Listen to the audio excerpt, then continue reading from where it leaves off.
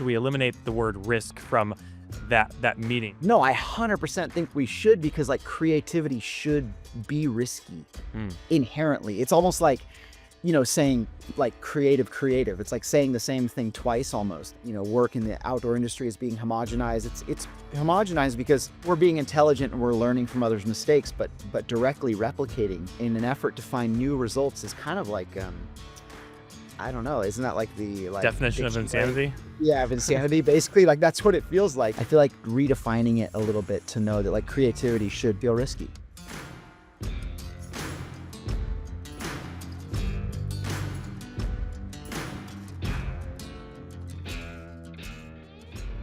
Welcome to the Backcountry Marketing Podcast. Today, I'm sitting back down with Chris Burkard for part 2 of our conversation. Chris, it's good to see you. Good to see you too, Cole. I'm grateful to be back and psyched to have been invited for a part 2.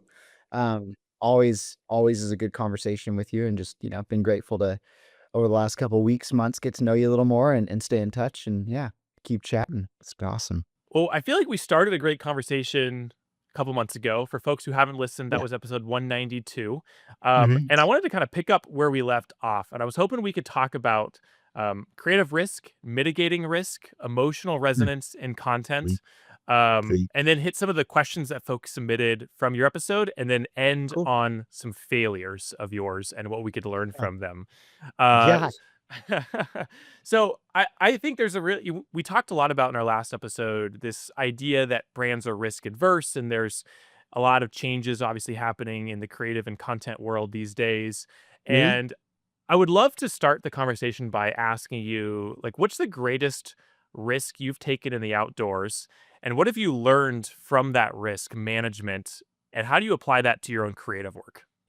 What do you mean by risk in the outdoors? Do you I mean mean, like on an like expedition, like more of a physical effort, or are you talking about more of like a business kind of effort, I guess, I'm or talking about purely like calculated risk, you in nature managing health Mm. and life out in the wilderness. Ah. Because I'm sure you've done that just a few times. Yeah, I would definitely say riding the Tour Divide, the bike race that goes uh basically from Canada to Mexico. It's 2,700 miles, takes about 15, 16 days or 30 days, depending how fast you are.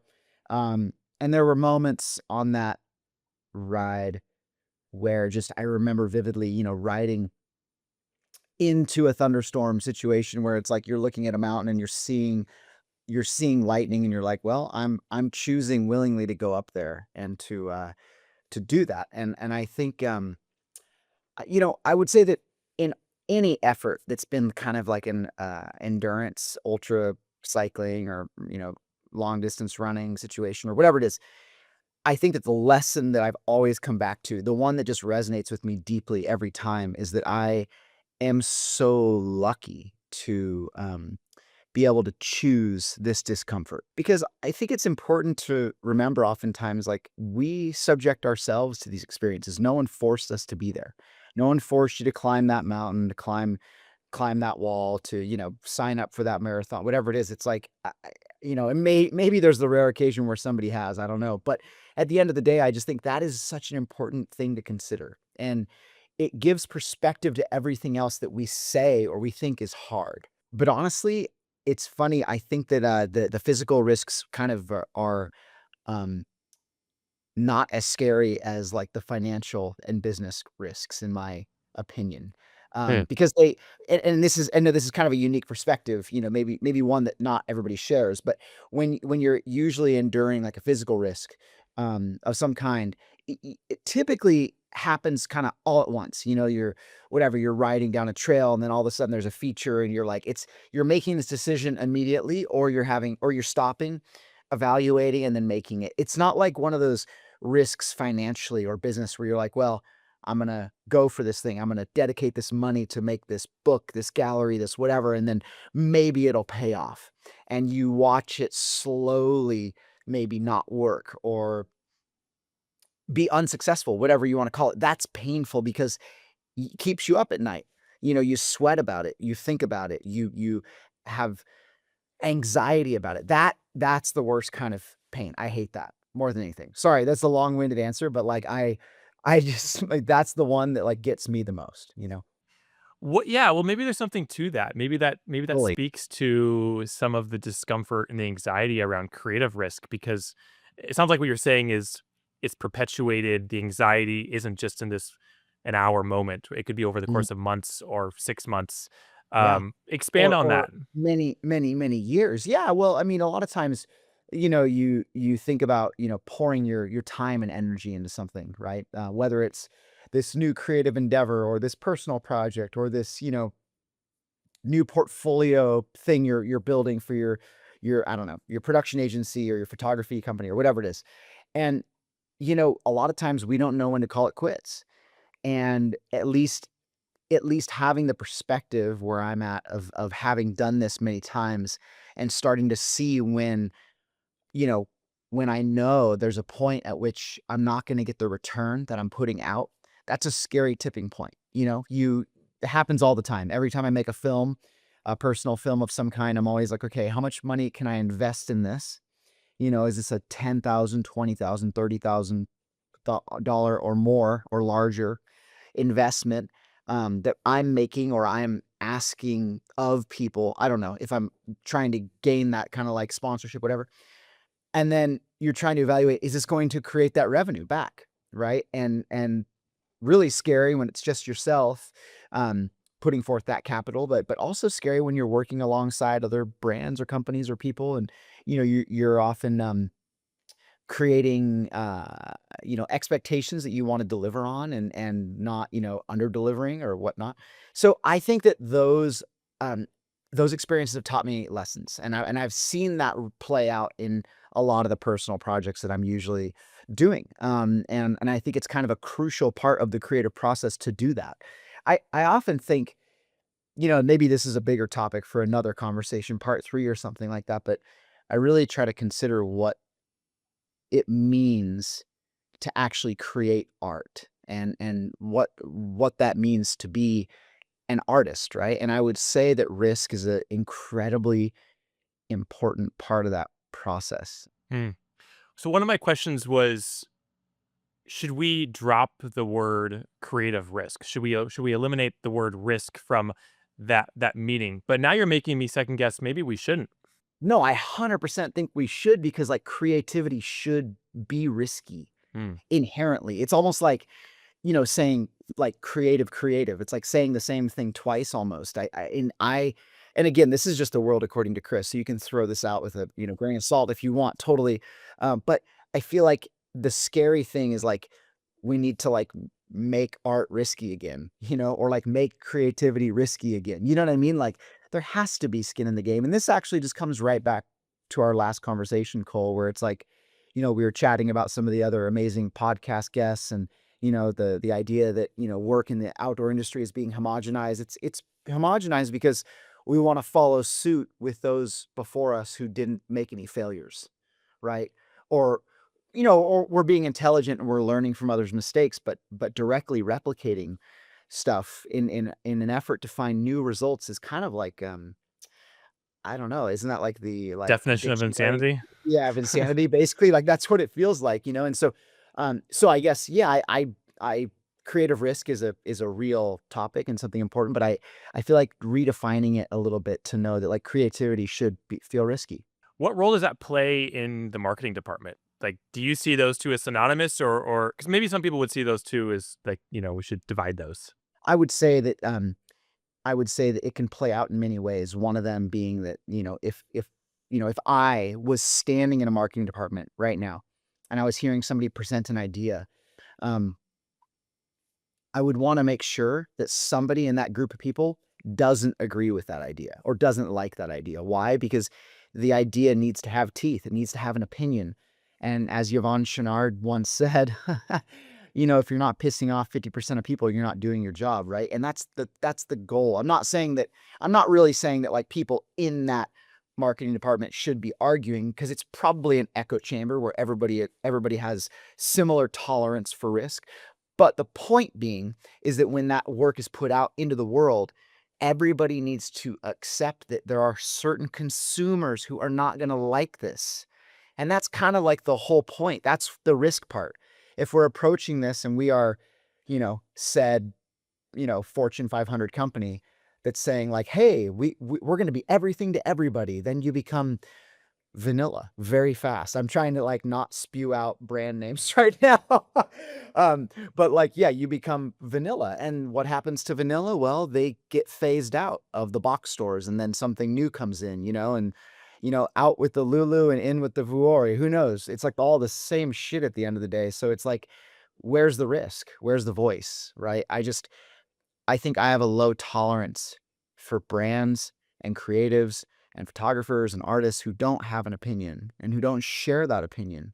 Not because I need people to be polarizing, but because I want to know who they are and what they stand for, right? Like that's important to me. And so I think that putting the risk and infusing the risk back with creativity is important. And just like you said, how does that work in the marketing department? Well, there should be some understanding that like, hey, this is not going to be like, kosher to everyone. Everybody might not just jump right on board with it, but the goal is like, be willing to stand behind something that's a little edgy, that's a little out there, that might be scary. And it's okay if, there are a percentage of people that, don't get it, don't follow, aren't with it.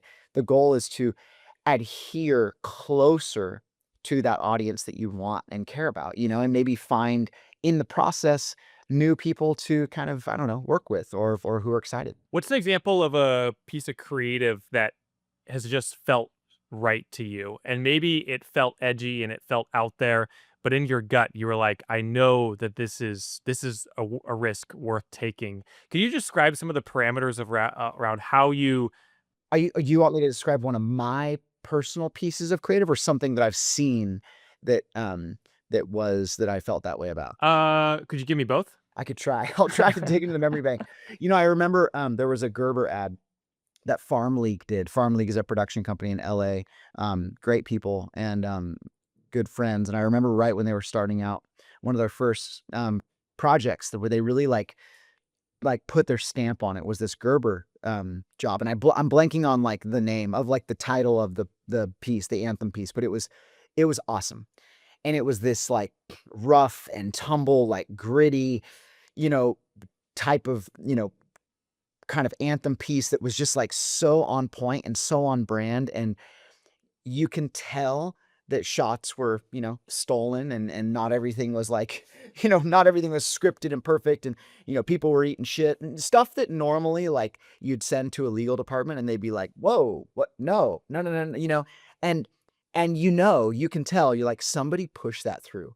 And whoever that is probably changed the course of the company because that thing performed so incredibly well.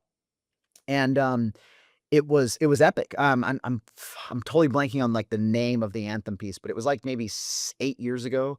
Really cool piece that they did, and I just remember that feeling so different, feeling like a leap forward, and maybe now it's funny because now that's almost like, you know, casual, but back then, whatever, however long, that was, like, really revolutionary. So, I've always loved that. I've always loved when like, a car, brand, like, has a I think there was, like, an old Toyota ad where, like, the car was, like, falling down the cliff, and then it landed, and it was, like, perfectly upright and then drove off. Like, that stuff is funny, and that stuff is so, like, epic, and, you know, like, nowadays, it'd be hard to push that through, because of the legal ramifications of everything, and I get that, but at the same time, like, it's the things like that you remember. Personally, I remember,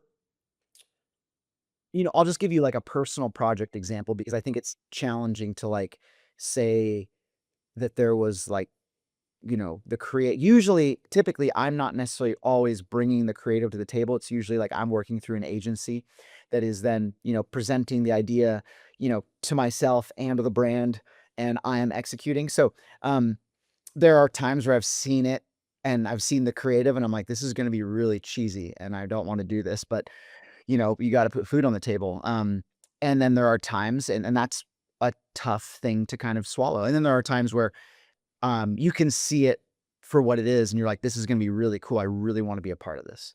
Um, so ultimately, my personal favorite.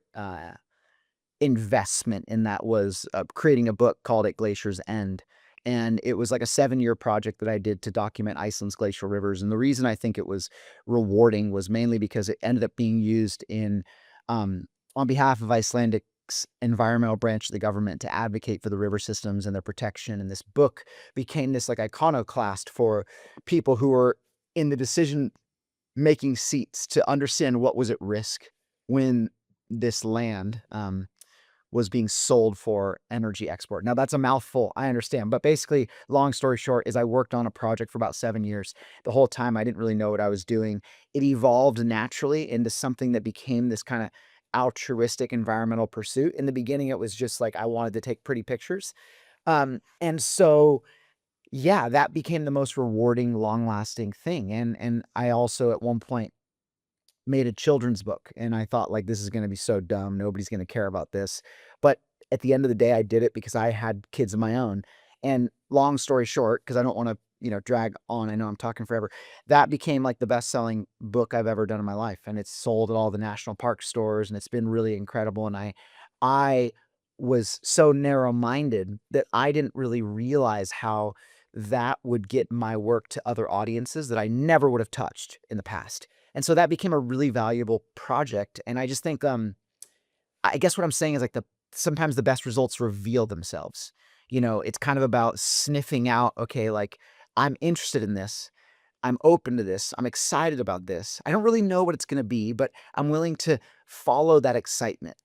And I think that one of the best ways I've had it recently explained to me, which I love, um, when people are trying to find what their interests are, what they care about, what they find to be unique in the world around them. It's like if you had a free day and you could spend your time learning anything new, what would it be? Right? What would you want to dedicate a few hours to?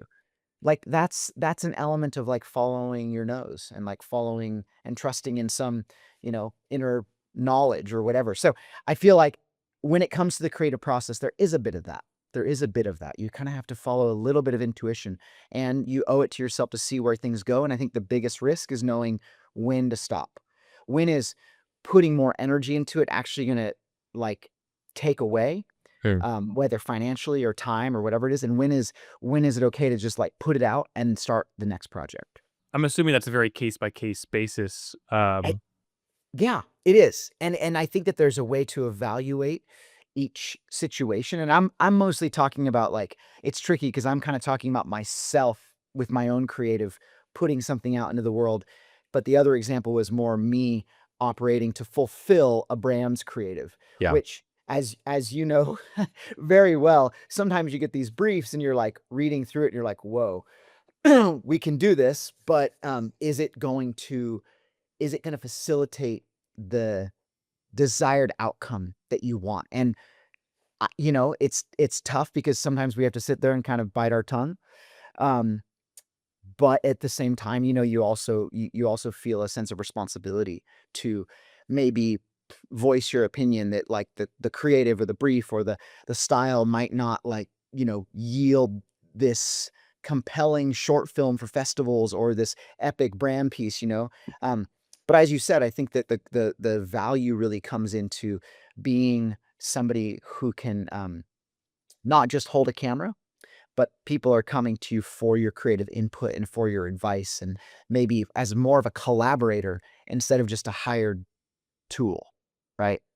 So when you get a brief and when it feels right, could you describe that feeling and could you set some parameters around how maybe to evaluate does an idea feel right? Because I guess I'm assuming you're this way. Do you just kind of feel it in your gut, right? You're like, "Oh, like this is really good." Mm. But could you explain more beyond that surface level description of it feels right? Yeah, I think that, the brief is one thing. So just so that I mean, I think everybody who watches this or listens to this podcast probably knows what a brief, is and whatnot. But just for those maybe who don't, who might come to this from my channel or something like that, a brief would normally be like some kind of a deck or a PDF or an Adobe Spark that sort of lays out the creative treatment of what the brand is trying to execute, or the creative agency, which is basically the intermediary between the brand and the hired, you know, whatever production agency, us, me, you. Um, what they put together in order for us to imagine what they want. And with that brief might be a mood board. It might be like dates, locations, timelines, expectations. It might be laid out, that we need X amount of images for this catalog, or we need X amount of cut downs for this thing. And then we need, this film with kind of this feeling. And my favorite ones, they always usually start the same, which is like there is a thoughtful, intentional opening brief that paints the picture. And whether that, it might just be like, it looks like somebody took the time to write something in thoughtful, and usually it will start with like, our subject is, staring out over, the Himalayan skyline, taking a breath of oxygen before looking over at her partner, something like that. Like it sets the tone. And I'm like, oh, I get it. There's creativity infused into this, right? Um, and that's, and briefs can look different. I'm just painting one picture, or maybe it's an advertising piece and they're talking about, I don't know, like, somebody's, cheersing a beer over an open fire or whatever it is. Um, there's a lot of ways in which these things can kind of come to life, but I really appreciate it when I can tell that there is a creative thumbprint on it. And and I know that someone took the time to, like, add their voice to it, because I'm like, "Oh, that's that person's voice. I wanna add to this voice." Because if there's no voice, then it's just like, words on paper. And then kinda what happens is that the brand sort of, like, shoves it over to you, and they want you to add, like, your voice onto it, which is great. That's super awesome to do, but, um, a boat without a captain will go nowhere. Tell So, me. I mean, I don't need to say much more than that, but I think that's what it is. And, like, when brands are looking for you to captain their ship, or, that's tough, and I think that, the collaboration is the best. I love when I have that creative call and there's, like, energy and we're throwing around ideas and I can spitball and they can spitball and we can tell that, like, we're gonna gel, and I love that's when, like, the fire gets started for me. Hmm. What's in a voice that Mm, gives the brief meaning or gets you excited? Break that down even further if you can. yeah, what's in a voice? Well, um I love being in yeah, so I think it's tough because I think, like, knowing somebody closely, um, is kind of one thing, right? Like, if I'm getting to know my subject that I'm shooting, oftentimes when we're creating some kind of a piece, there's a focal point, there's a subject. It's either a landscape or a person or a product, right? I'm just kind of being very, like, general here, but I'd say it falls into those categories. And so I want that creative to inform me what the voice, the perspective of those things is, right? Um, you know, is Everyman Jack shampoo conditioner for the female audience? I don't know, but I would say that it doesn't appear so. It appears more like it has this male perspective. Like that's a voice. That's a perspective. That's an opinion, right? Like when back in the day, I'm trying to kind of tie this into advertising so that it makes sense, so we can connect the thread. Because I think that me getting super esoteric and saying like, yeah, the voice is like this, it that doesn't help anybody. But like when you think back to those Old Spice campaigns where they were funny and they were very like, kind of bravado, male focused, that had a voice. Um, and when you think about the God, what's the like the Captain Morgan thing, that had a voice. That was a perspective, right? And again, all these are kind of like the machismo situation, but at least there was like an opinion there, or a style, or a kind of like you know, taking it maybe over the top in some ways in a good way. But I think like that's fun to play with. And Patagonia as a great example, they tend to usually always have a voice and a perspective. Um, I think there are times where that sort of gets lost in the weeds, of course, but I think that brands like that do, often, it's almost easier to work with because you kind of know what you're getting into. So to not have a voice kind of means to me that usually that brand, or that project, it's not that it's doomed to fail, it's just that you're gonna have to push through the weeds a bit harder, right? And I think that this ties back to what we were discussing last time is like usually that's the byproduct of somebody in the creative seat choosing to not take full ownership so that then if it doesn't work out, there's somebody to blame. Yeah. And I will say that, that somebody has probably fallen on all of us at some point, and and proudly so, because if it does, it means that, I had to interject my own, creative in order to get the job done, right?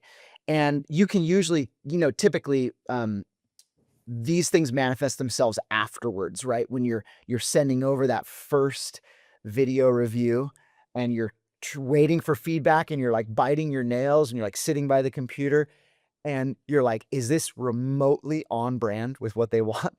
And at that point, I honestly feel like that's when that is defined the most, like the voice, because then there's a bunch of opinions being filtered down and you're like, wow, there's no synergy here.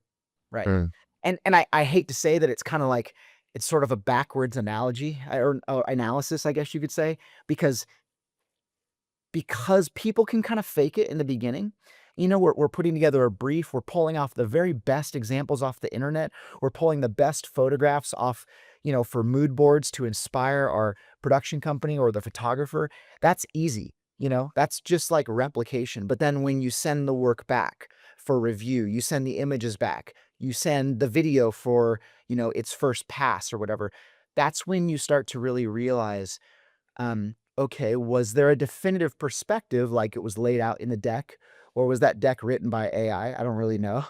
Um, and or do they know what they want? Because if they know what they want, um, they will tell you. And I actually just did a job recently with this um, incredible creative that came on the shoot, and she was just so spot on, so dialed. We sat down and did image reviews at night because we were shooting a big catalog piece and a video as well, and we did some image reviews like day 3 and day 6. Right? Usually if we're shooting images, we tend to like stack a couple days, and what we do is, often for me, I'm going through and I'm looking at the models and looking at the looks and, this and that, because a lot of what I shoot is still clothing based kind of catalog stuff. And we're kind of identifying like what's working well on this person. And so when I sit with a senior creative who's really good, they can point out things that I wouldn't notice. They can make kind of intentional thoughts, like in real time, good criticism, good feedback, like, oh, you know what?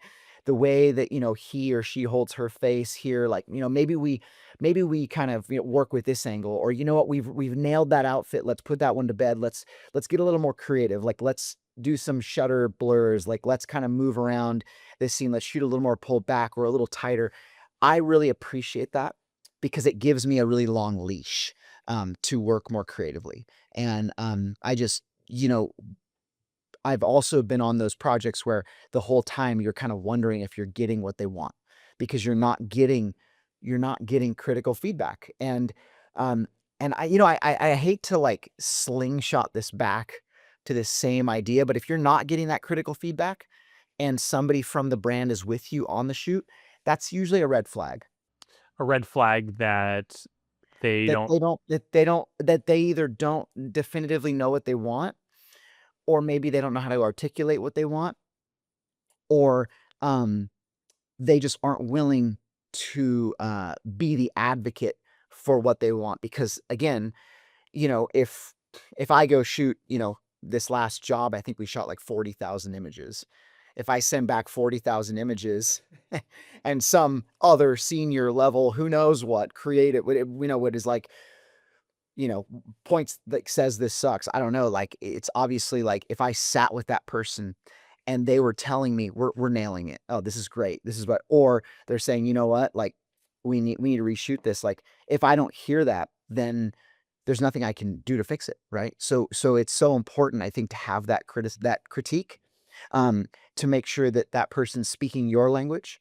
I really try to take the time to get to know the people that I'm working with, not necessarily because we're going to become lifelong buddies, but because I want to understand their communication style.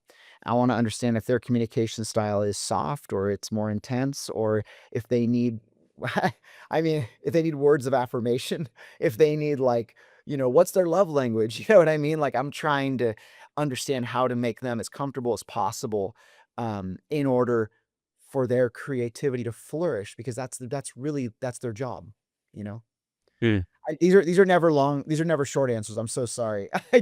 I feel bad, I wish I could give you, like, that 30-second just nugget, but I don't know Well, how to do that. I mean, it's not that simple. Yeah, no. There's a lot more to it. Do you Well, and think they're good questions, and I think they merit, a lot of, like, articulation sometimes. I've often wondered about this, and I'm curious to hear your perspective. I wonder if some of the disconnect that happens between strategy, creative, and then execution comes down to the fact that, like, the agency of record model has changed a lot, Yeah. and agency of records in some industries are a thing. In the outdoor industry, not so much. And a lot of creative is now being produced in a very chaotic manner. Sometimes Mhm, it's from brand direct to photographers. Sometimes mhm. it's all over. It's all across the board. Do you feel like because the agency world, quote unquote, changed, is that why it's hard to keep up and it's hard to keep feedback consolidated, keep point of view consolidated, or has it always just been messy and it's just extra messy now because there's not someone who is owning all of that? Yeah, well, so nowadays there's in-house creative teams at a lot of these larger companies who used to outsource a lot of that stuff.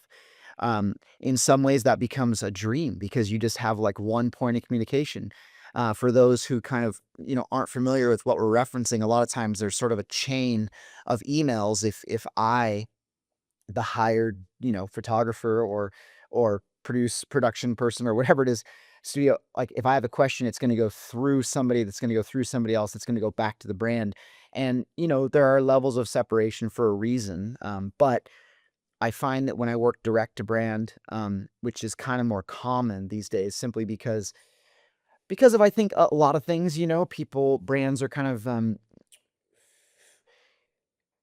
don't want to piss anybody off, but I just I feel like at the end of the day, the reason that shifted is because you have these agencies that are working really hard producing badass, risky, creative for these brands. They become the agency of record because of that one epic campaign, and then every other campaign is a little more diluted and a little more diluted, and they're pouring a little more water into that coffee, right? And then all of a sudden 5 years later, you're like, "This is the softest stuff I've ever seen." There's no perspective here. There's no humor, there's no joke. Better to tell a joke that some people don't get than not, and make the rest of the world laugh than not tell one at all. Right? So I think what happened is, some of the brands are like, "Well, why are we paying our money, um, a lot of money sometimes to creative agencies where like, we're not seeing the risk?" And then vice versa, the challenge is like they were putting forth the risk when this, whatever it was, $10 million contract, $2 million contract wasn't on the line, and so I understand that struggle. I've been there. I've had contracts with brands to shoot for years and years and years, catalog after catalog after catalog. And at a certain point, dude, stuff just looks stale. You've worked with all their models, you've worked with all their athletes, you've shot all the looks. You're kind of like, you know what? Like I'm not gonna drastically change my style of shooting to adhere to your brand, and vice versa. If you want to change, maybe the point of maturity is to realize that at some point you either outgrow them or they outgrow you, and that is okay. It's not a bad thing. In fact, um, kind of staying true to who you are and your style is really important, and that's okay. And it doesn't need to just evolve all the time. So there's a lot to unpack there. Sorry, but I totally honestly, Cole, I forgot your original question, but I do think that the important thing to take away is that it is still messy. To me, it's always been messy. I think what makes it more messy now is the amount of deliverables that are on hand. When it used to be like, "Yo, we're making a 30-minute film and a 2-minute trailer, done." That was a very different thing, than 6-second cut downs, vertical cuts, this and that, but and it just, the list goes on and on and on and on, and that's really challenging. So I do think it's a mix. I do think that there's light at the end of the tunnel in some capacity, Maybe that's just the optimist in me, but I feel like for a long time, at least in the time that I've been in this industry, I've noticed more work going back to brand, kind of the agency or the creative agency model dying off a little bit, just a tiny bit, but then a lot of young, fresh, creative houses also flourishing because they're bringing new and interesting ideas. And I've also seen a different model that's kind of an intermediary, which is hard to articulate, but it's more like, you know, um, if there's a clothing company and they want to do activations and they work with a almost like a store or like a community hub, could be like a coffee shop or a store or a gathering place that's going to be hosting these experiences for brands or for people. And they become an activation partner as well, right? And so this is not, they're not like a creative agency, but they are operating as one, which is wild because nowadays the term creative agency means everything, right? Like, you could just call yourself that, right? So I guess you could say it's getting diluted, it's evolving, it's spreading out. It is a little bit more complicated, but there are more eggs in the basket to be taken. Hmm. Something that I see, and I'm curious to hear your thoughts on, I'm curious to hear all your thoughts on this if you haven't picked up on that by now, is I see a lot of filmmakers and photographers, and I've done this in the past, I'm guilty of this, like, we'll go to brands and we'll pitch ideas, we'll pitch Yeah, stories, we'll pitch expeditions, whatever it might be.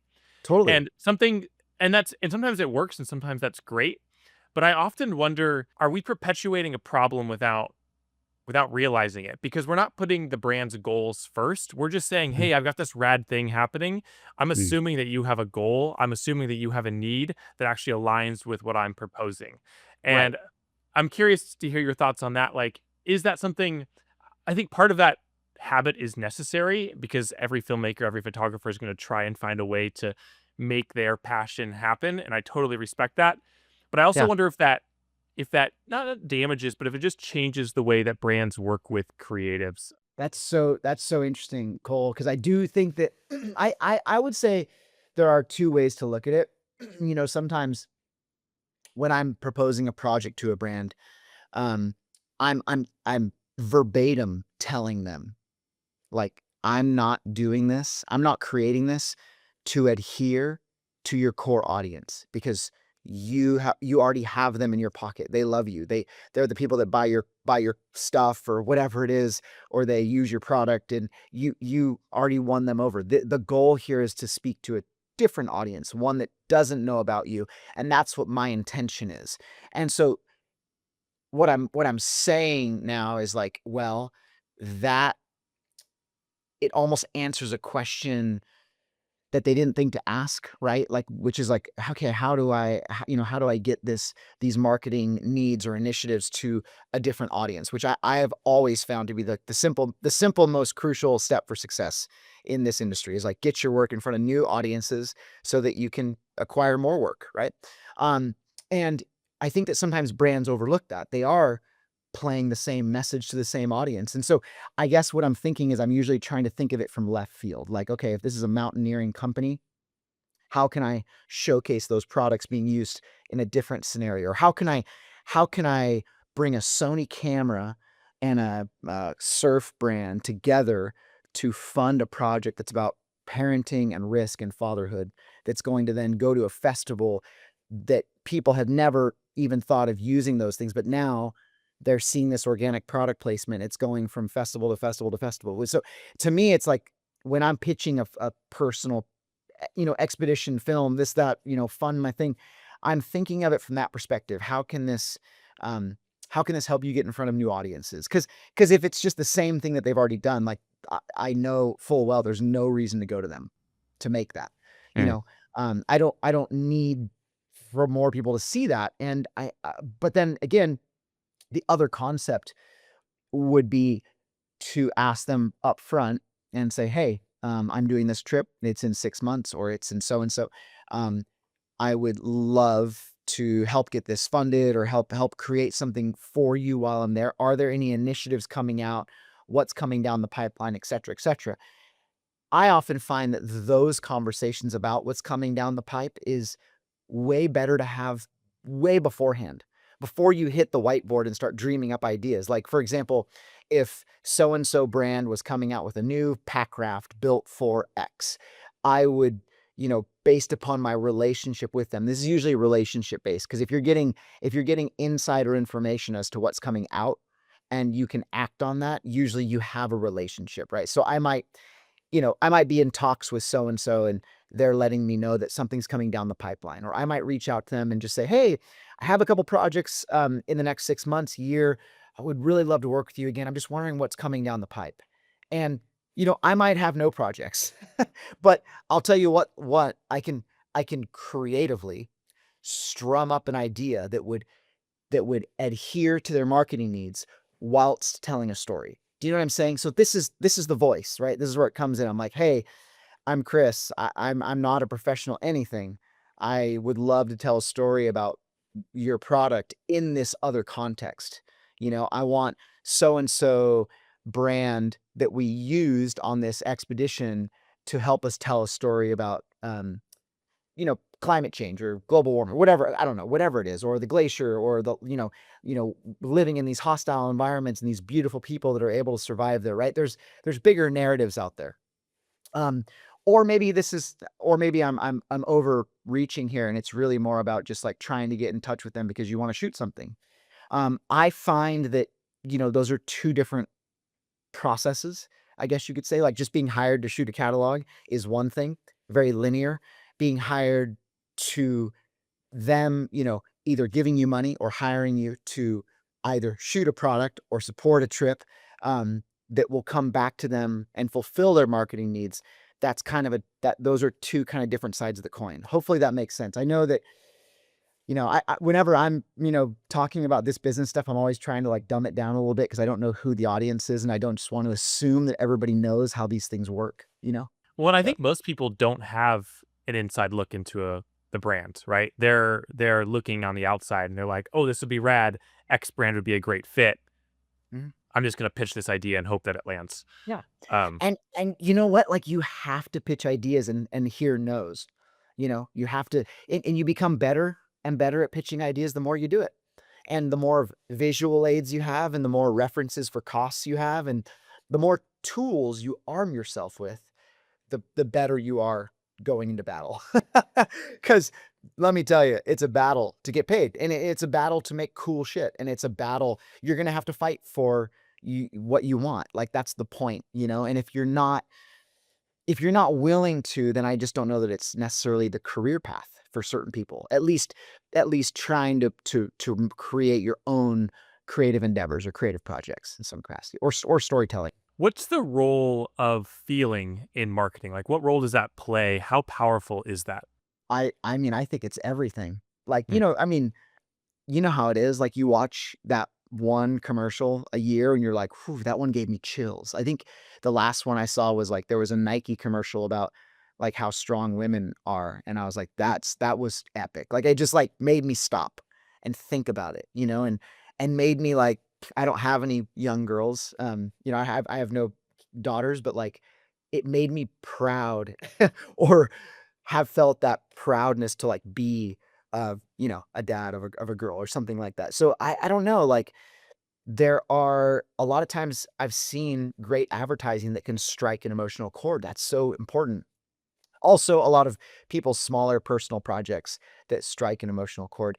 I think the challenge more so are when we force it, which we see in a lot of films, in a lot of videos. We have for example, we have a really, strong-minded, creative and director who wants to make this film about this subject that they found, this person, this climber, this skier, this who overcame this big thing.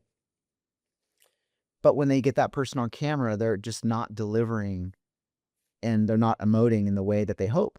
And so that person, that creative, instead of like accepting that and being like, okay, this isn't what we thought. We either have to pivot or we just have to call it quits. They push it through. And then it just becomes like nothing. It just becomes kind of a voiceless thing and there isn't any emotion. And it's honestly really challenging when you see somebody who um, is kind of putting their, really sharing a challenging experience in their life or whatever it is, but you can tell they're so emotionally detached from it. That's hard when you see it in a film or something like that. Now, that's an extreme example, but I think the point being is that as somebody who's kind of been on both sides of the lens and both sides of the coin, like not I don't think everything we do needs to be like art because because we're kind of stretching out from that. Like art is emotion and feeling, right? There's a lot of things I've done or been on camera or said that weren't like, you know, I'm in tears doing this. This is, I've done a lot of things because I'm like, I need to put food on the table and this is a job. And and that's okay too. That's okay. That wasn't art. That was just a performance. Yeah. That was just me, doing my very best or so and so brand. That's okay too. I guess I just don't want to get this like highbrow, like everything needs to be everything. That's overkill. But I think that when a brand is really stepping behind something and there's a key message and a key takeaway, I love that. Um, there's a new just to kind of bring this back, there's a new Tecovas commercial, the shoe brand that I'll have to look this so up. yeah, it's good. Some of my friends made it. I think like Danny Motor filmed it and Chris Malloy was a part of it as well. But it's rad. And at the end of the piece, at the end of the video edit, everybody should just watch this. It's epic. And it is an advertising piece. Like they're just selling shoes. Okay. So keep that in mind. But they have this epic monologue, and at the end, they're like, they're talking about the American West, and they're saying like,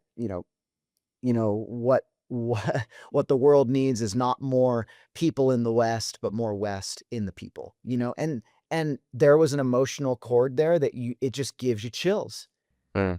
And the point of that is that good writing can give you a feeling.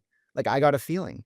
I got a feeling when I said that right there. I got a feeling coming from you. Yeah, and I'm like, "Whoa, like that's the truth," like it is the truth. It's this, what does it represent? It's this big expansive place that sometimes feels like everything and sometimes like nothing at once. And it's beautiful and it's the desert and it's LA and San Francisco and Seattle and Portland and it's so much, right? Um, and so anyway, point being is that I feel like that's possible in advertising. I have this concept that the concept is like the audience doesn't care about your brand or your content for the most part, and the only reason to make them care is to make them feel something, Mhm. um, which seems like, and it's really easy to say that. Obviously, it's harder to do it, but it seems like it's a massive opportunity because maybe I'm just kind of jaded, but it seems like the outdoor industry, for the most part, it's the same stuff. It's the same rinse and repeat. There's not a lot of strong feeling that at least I feel from a lot of the Right. stuff that gets produced. And I'm curious what you see, if you had to like rate the industry on its level of feeling in the content and the advertising that gets produced. How are we doing on that? I'd say it's pretty brutal. You know, I think um I think some heritage brands do it better, some of like some of the, I don't know, spirits and drinks brands, some of the, leather goods brands, I'm trying not to name as many names, but like there are companies out there that do it pretty well. I think what's challenging is when you have an industry, like the outdoor industry where everybody's kind of making this price point puffy and this price point rain shell. And it's like you can't tell a story around that stuff because it's just they're making it to hit that price point for that person. And there's nothing that interesting. It's just a shell. Unless it's like new technology, unless that piece of product got somebody to a place faster or more efficiently or safer or whatever, or new or different, then there's not really a story. Or if it's like a textile story, like there are ways to kind of extrapolate stories from it, pull the thread, so to say. But for the most part, the stuff that we are looking at has been seen and used a million times, right? So what is the story then, right? The story is usually about a person um, or a group of people, wearing said clothes, using said product, whatever it is, to do something, better for the environment, better for themselves, help them pursue their goals, whatever it is. So I feel like um, the biggest challenge is that when you go that route, then usually you have a real story to tell. Because we're human beings. We like human stories, right? It's one of our favorite things is to watch other people find joy or find healing or find, I don't know, what they're looking for. And so the challenge with that is it usually seems to follow the similar arc, right? It's like, subject, subject is here, and then they go here, and they go here, and then they're done. Um, I think that there's not a lot of permission to kind of branch out and break out of the mold a lot. And maybe you made this epic, personal project and that got you the job with so and so, and then you got the job with so and so, hoping that you could, you know, do something that personal again. But it doesn't usually happen like that. And there's barriers at entry, or there's a lot of cooks in the kitchen.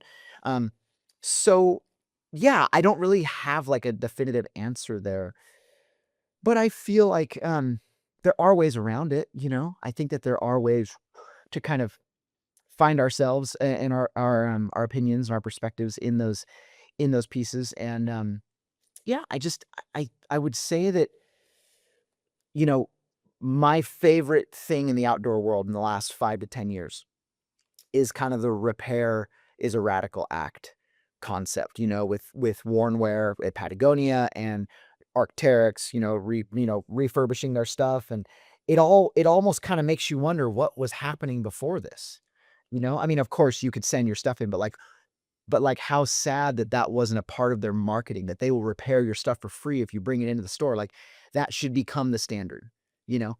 Um, and I guess what I'm getting at is, like, that became a whole huge marketing initiative for all of these brands, right? Huge. Now there's a whole part of the company dedicated to it. There's jobs created. There's social media created. There's a tour, you know what I mean? Like, all I'm saying is that 5 years ago, that wasn't even a concept. Maybe it was happening behind the scenes, but now there's, like, almost a miniature industry inside the industry. So doesn't it seem ridiculous that, like, it's almost like we're looking at our feet, like, we all of a sudden look at our feet and we're like, "Oh, it's like it's right there." Like, it's been there the whole time, right? Yeah. So, hopefully you understand what I'm saying. When a company like Arc'teryx dedicates a space in their Boulder store, a huge space, to refurbishing, um, clothing, like, that's a big deal. They're taking down space that they could hang clothes and sell clothes to do that. Why? Wouldn't it be more valuable just to sell more clothes? No, that's an investment into community, and it creates a story, and it does this, and it competes with Patagonia because they're doing it, right? So, I guess what I'm saying is, like, some of these some of the best ideas we already have, we just need to look at them in our company. I'm often shocked at how many brands that I've worked with in the past where I'm like, I will say this verbatim, "And you've never told that story?" I feel like you've said that too. You're like, they're telling you some cool story about how this product was made, or the owner did this, or, "Oh, it was a road trip he did, just out of high school with so and so friend, and he found this, I don't know, something under a Coke tab, or whatever it is."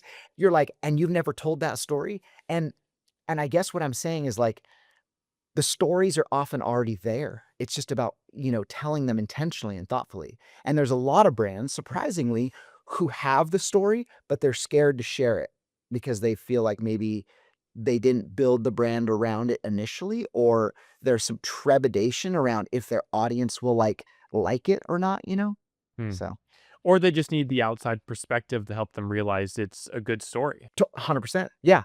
Yeah, for sure. We got a bunch of questions from folks from the last episode. Do you mind if Oh, we run through some of these? I'd be honored. Yeah, that'd be great. All right. This one comes from Derek Lindsay. He said, I love how you guys talk about the evolving role of the creative in the industry, sometimes more as a creative agency than just production. Specifically, how the execution slash strategy of delivery can often be the most important part in film slash marketing video. Can you walk through how you identify different successes slash failures happening specifically through the delivery, especially with projects that have more risk to them? And then the second part of that question is, would you recommend marketing yourself as a creative director in this landscape, or more as a director slash production studio? Hmm. First question being, kind of how to avoid and manage pitfalls potentially with the creative and make sure that it's in line with what the brand wants, and how do you make sure that it's a hit and not a miss, right? Yep. Basically. Um, what I would say is that, I think I said this in the last podcast, but you always have to work backwards from the end goal. And if you don't know what the end goal is and they can't articulate the end goal, then you don't know what you're aiming for. So the ship has no rudder, right? And it might have a captain, but what's the point if it's not going anywhere? And that's oftentimes what happens. You'll have somebody who's up there steering it, but like there's no real direction. And so when I'm in the process of the creative calls and the back and forth or the emails or the phone, whatever, I really try to understand, like, well, how would you define success in this? Because I want to make sure that Chris Burkard's version of success for this project is the same as yours. And if it's not, then there's a fundamental problem there that we need to resolve, and that's fine. And you resolve it and you move forward. You don't want to figure that out at the end, right? And if so, full disclosure, I'll tell you something that's interesting. I just did a project um just a couple weeks ago, and one of the images, or sorry, one of the models wasn't able to kind of do what we had laid out or hoped that they could. So we had to basically pivot. She wasn't a model; she was an athlete, but she was injured. So we had to pivot this whole project, right? And I remember, calling. We were on this shoot, and I called up the creative director, and we chatted in my room for a second, and we just said, "Hey, we're gonna have to like shift. We're here in real time. We're gonna have to shift this creative of this video. I have these options for you. My goal is to still reach your end goal, the end deliverables, because I know them, and here they are. They're this, this, this, and this. But the story is going to be a little less about this and a little more about this because we couldn't include certain people." So that is how you pivot and how you still adhere to their needs, and you make sure that it's like, you know, this conversation was had, because you don't want to get afraid, tell them at the end, "Oh my God, this interview didn't come through," or "Oh my goodness, this character didn't," whatever, or, start pointing the finger at somebody, because sometimes that happens too. A brand comes to you and they want you to profile somebody, or they want you to tell, and you go there, you set up an interview with this person, and you're like crickets, like this, you're not getting it. So you might have to be like, well, we can tell this story from their child's perspective. We can tell this story from a voiceover of an older version of them. We can tell the story through illustration. We can tell the story through interviews with other people. This is how you make a plan B and you figure it out. So I'm always thinking plan B, C. How do we get this over the line if our first initial thought doesn't come through? And I try to lay that out for people. If this is a shoot where we're going far and wide across the world to do X, Y, and Z, there's got to be some plan Bs and Cs. What if our key talent gets injured, or what if, bags get delayed, or whatever. So communication is key. I think that knowing what they need in terms of deliverables, obviously, like if you submit the project, the edit, the images, whatever, and then they put them out in the world and they don't get the financial return from product or whatever, or who knows, like that's not your fault. So that doesn't, that's oftentimes a miss maybe on a million different things, how it was projected out in the world, the spend, the ad spend, the images chosen too. You're putting your work in the hands of maybe a photo editor, or not a photo editor at all, just some random intern choosing photos for social media. That is tough, right? And maybe that brief is coming down from the top, being like, all the photos need to show these clothes this tightly, whatever. So anyway, I try to really have that conversation, and I try to really look at and be a little more open about what we hope to gain, and what would be some alternatives if X, Y, and Z happens, right? I'll even lay that out on a call. Hey, we're doing this trip. It's going to be a boat trip. We're going to go skiing here. Awesome. What if we get cloudy weather? What if we get like 1 day of skiing? What if? Because I'm not gonna give you back money when I just spent, my time and shoot days and this and that. So there's always a way to pivot, and I've had to pivot before, and I've had good results when I've often pivoted, usually. Second question was, would you market yourself as a photographer or as a creative director? I believe. Was that it? And or a production studio. I genuinely don't even, it's tough, because if you're gonna say you're a production studio, then that means you can produce projects of various size. I would hope that, whoever's asking that feels comfortable producing or knowing what that entails, right? Because it's not sexy. You're booking flights.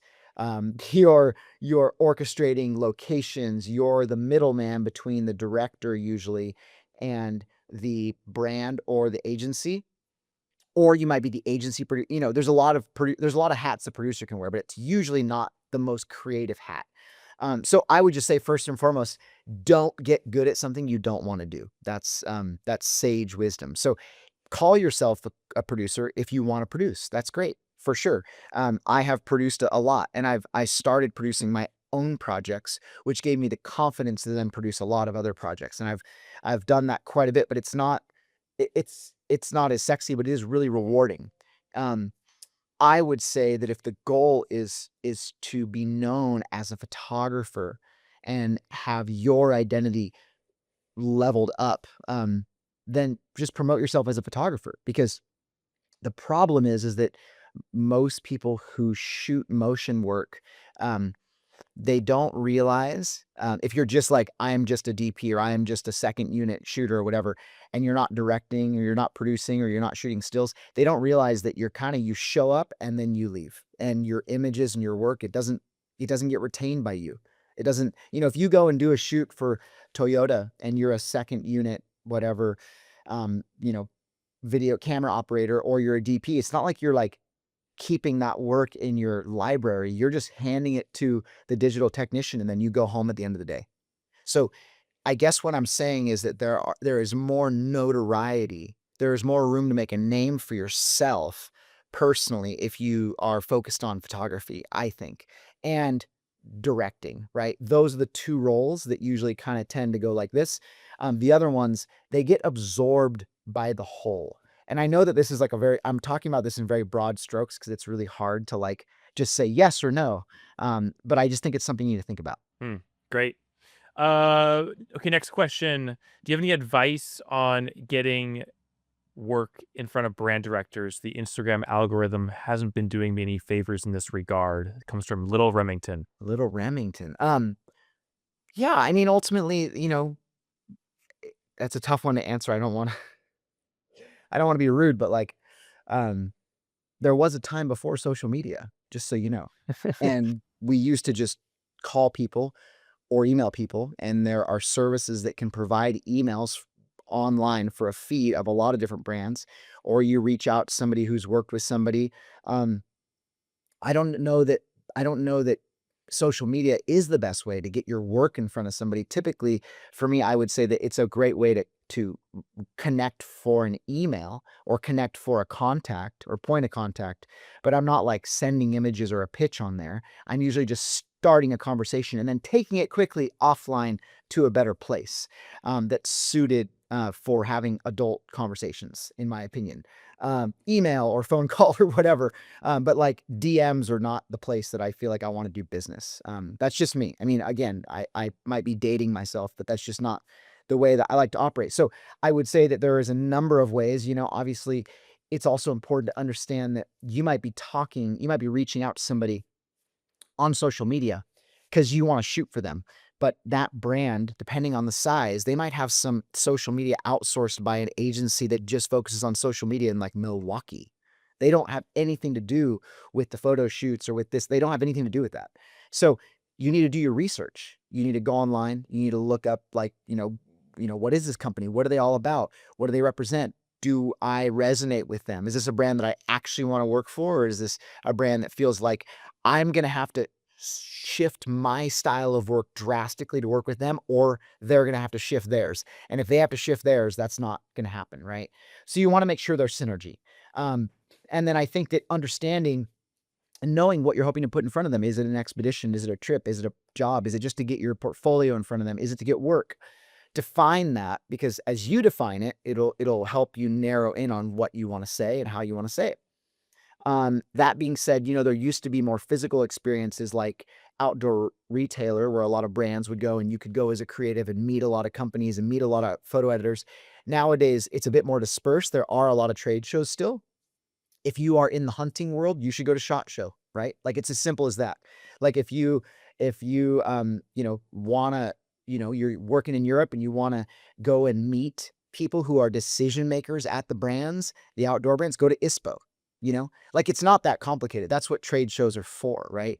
It is the trade market. You are there as not only a consumer, potentially a buyer, which is what a lot of people go for, but also for media. I used to go to outdoor retailer and have meetings with Patagonia and North Face and yada yada, and I would just, obviously, sometimes I would cold call or I would cold email, like, is someone from the photo department taking meetings at the show? Or I might go up to the booth, or I might send them a email or a direct message or a phone call, whatever. Um, and then once you have the relationship, you can keep it going.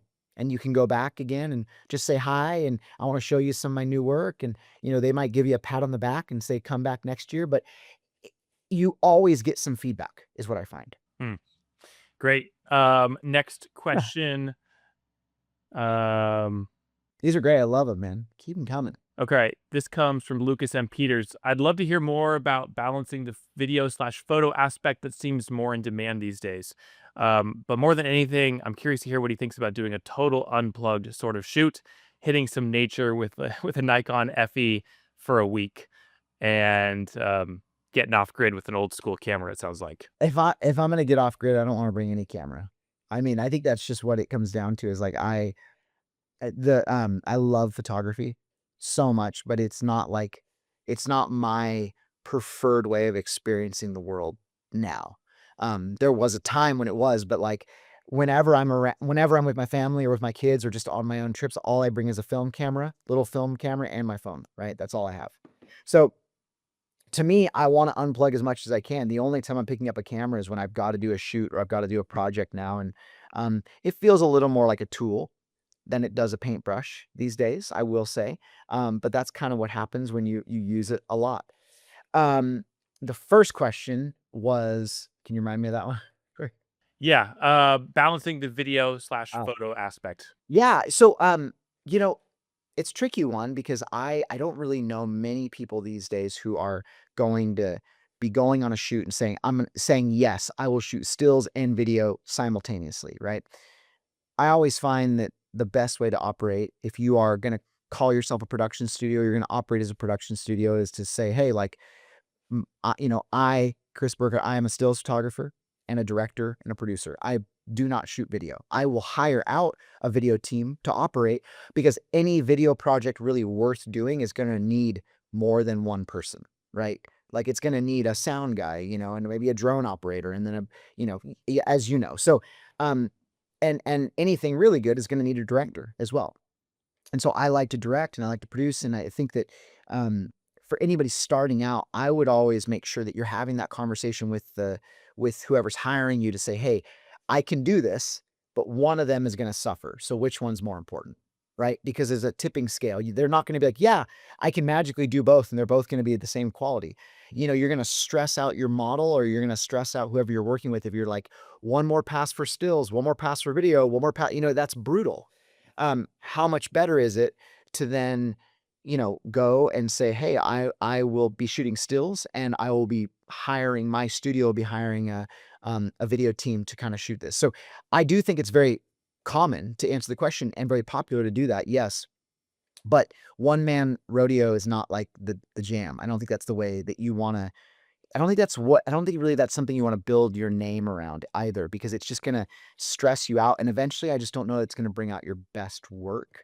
So, yeah, so it's if it was me, I feel like I would really understand kind of what role you wanna fulfill in that, and then kinda move forward from there, right? Like, what is the priority, and what do you really wanna do? Yeah. How have you transitioned from working for brands to selling your own community on Instagram? This comes Mm, from Chris Chase. that's interesting. I mean, you know, I would say that first and foremost, I most of my work, it really still is, branded work, whether we're shooting motion or we're shooting some stills assignments. It's tricky because I don't think I've ever wanted to really, like, have my business be on social media only or be, like, selling a community. I really enjoy sharing experiences with people through films, going and doing film screenings, going and doing slideshows, doing a talk, a presentation, a book signing. That's where I really love to engage with my community, so to say. And I've been really lucky to meet, over the years, hundreds of thousands of people through doing tours for 20 years of projects. But that is something where I feel like I want to offer something. maybe it's just the insecurity in me, or maybe it's just who I am. But I think that when there's something to offer, something that inspires, something that's in creative, something I felt, something that has a voice, I feel moved to share it. And that is the filter at which I think about what I'm putting out there to sell, to tell somebody to consume, or whatever it is. Like, especially if it's something that I've made. I don't think the world needs more products of any type, right? So if I'm making something or putting something into the world, I want it to either solve a problem or answer a question, right? Meaning that it's going to serve a purpose. And so I think that when I look at sort of the way in which we split our time these days, it should be really kind of focused on the idea of like, what is your end goal? Is your end goal to kind of work in the social media world and be a creator in that capacity? Or is your goal to work with brands and create content for them? It's okay to do a little bit of both, but again, one of them will always suffer. And I am the byproduct of somebody who's tried to do it all. And I could tell you first and foremost, it doesn't all work. You burn out, and learn from my mistakes and my honesty that it is really hard. And so I think it's important to kind of, I don't know, reevaluate from time to time what really moves you, what gets you excited, what gets you out of bed in the morning. Like the feeling of standing up in front of a crowd and sharing a really important project with a really important meaning. That's like top tier, like life's purpose, right? And so yeah, really try to enjoy that. Hmm. This one comes from one of my buddies, Riley Seebeck. AI, how will this impact the value of real people, real landscapes, real light? As a side note, have you lost any work?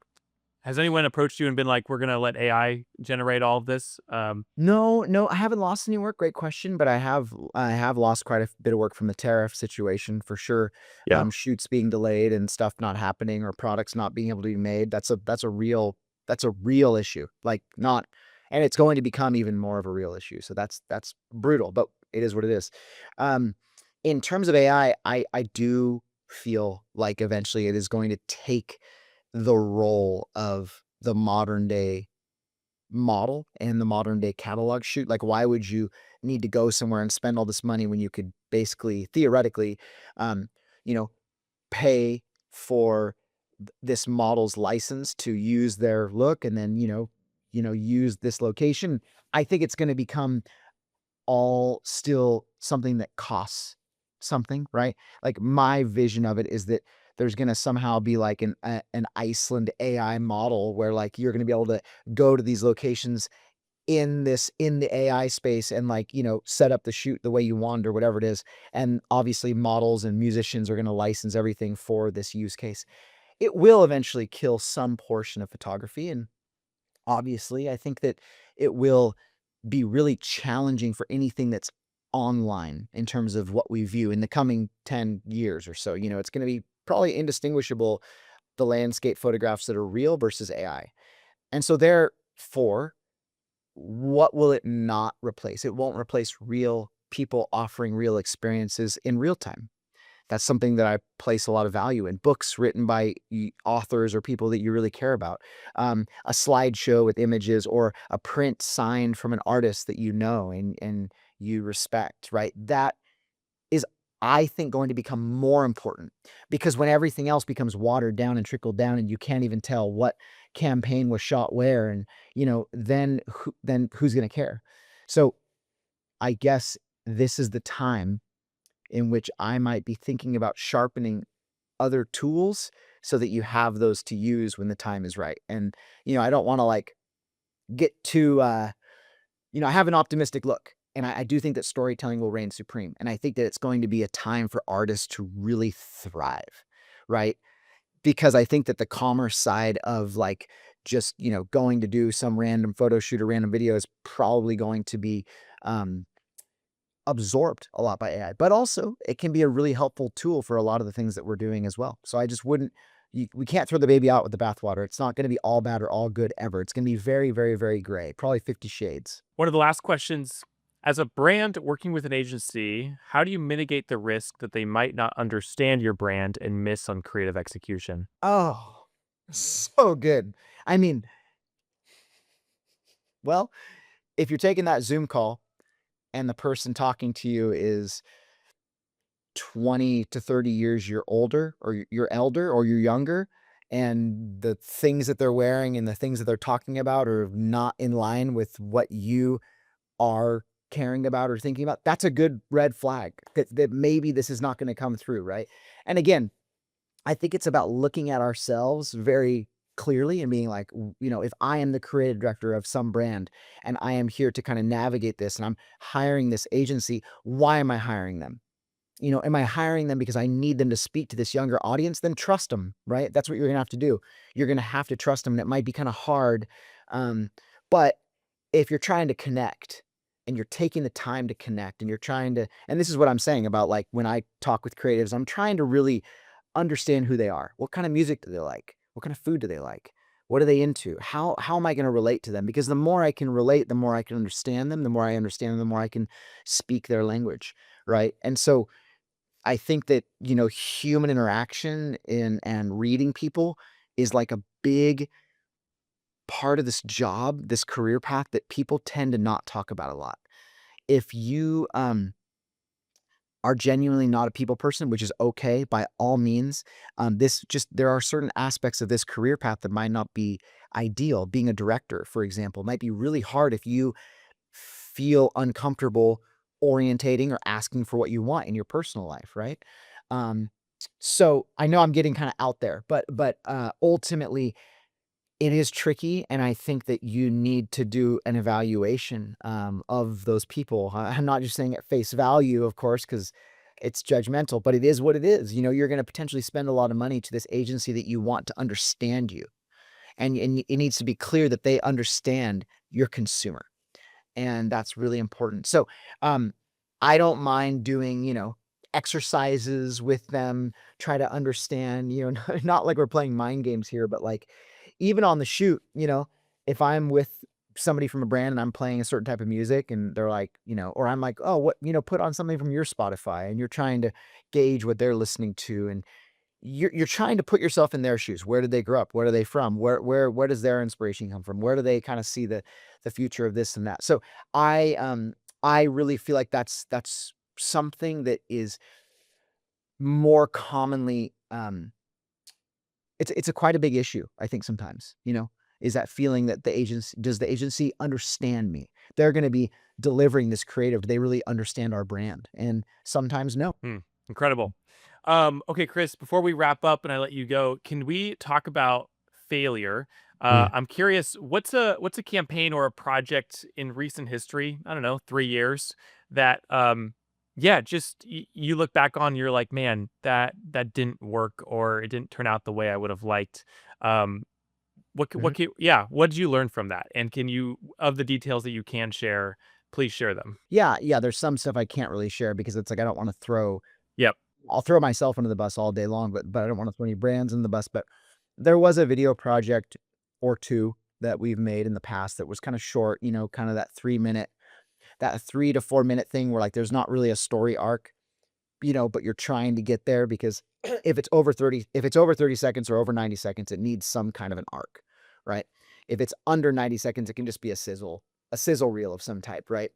Um, so there was one project where we definitely, it felt like we had to force the creative a bit, because we weren't quite getting that interview, that intimacy that we wanted, that kind of feeling that we wanted. So we had to force it. And it was probably a situation where I should have been like, I can't pull the plug.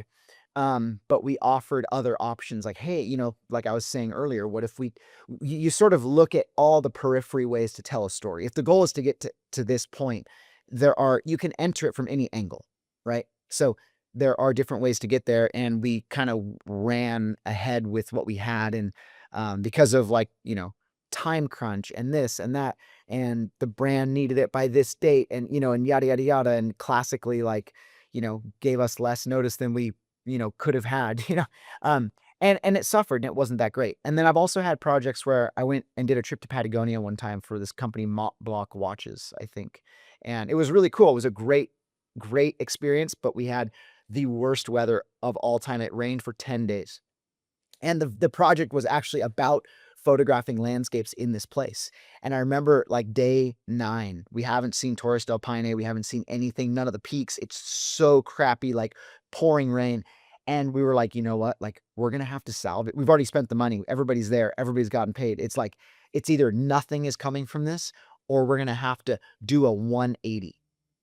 And the moment that we decided, like, let's just sit down and have this hard conversation and tell them, like, the creatives that were there, like, hey, this is looking bleak. What if we basically tell a story about the time that it didn't all go to plan? And so we leaned super heavily into that. Like we were shooting, the car broke down and we were filming this scene with the car breaking down. And we're going up to like the mountains and we're like, like there's a sign that says like Torres del Paine, like this way. And there's just blanket of clouds, and we leaned into like the disappointment, what it's like to travel this far and to not be able to get it. And, and is that the point? Is it the point to get the shot?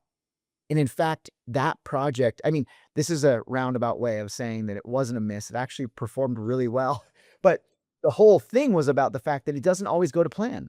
And so when it doesn't always go to plan, what do you do? Right? What do? You pivot.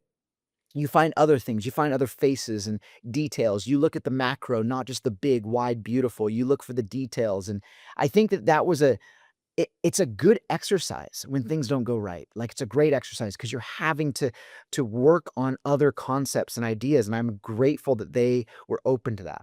And I'm grateful that they were willing to like take a different approach and not just like run with exactly what was laid out, because we weren't gonna, it was kind of like it's either this or nothing sort of situation. Yeah.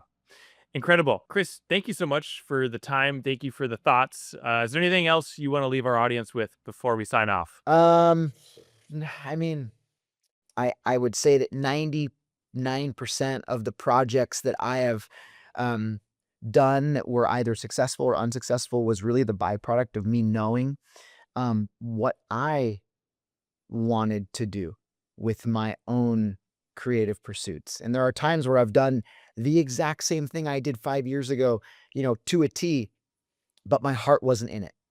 And so that being said, I think it's just important every once in a while to evaluate where our heart is, what we care about, what is our intention.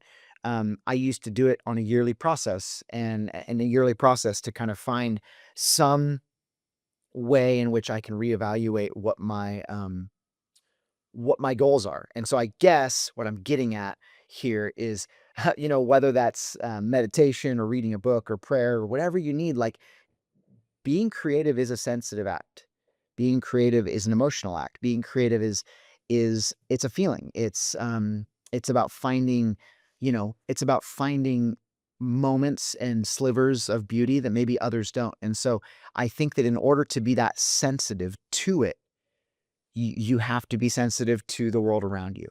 And what I'm trying to get at is that you need to protect yourself in that regard.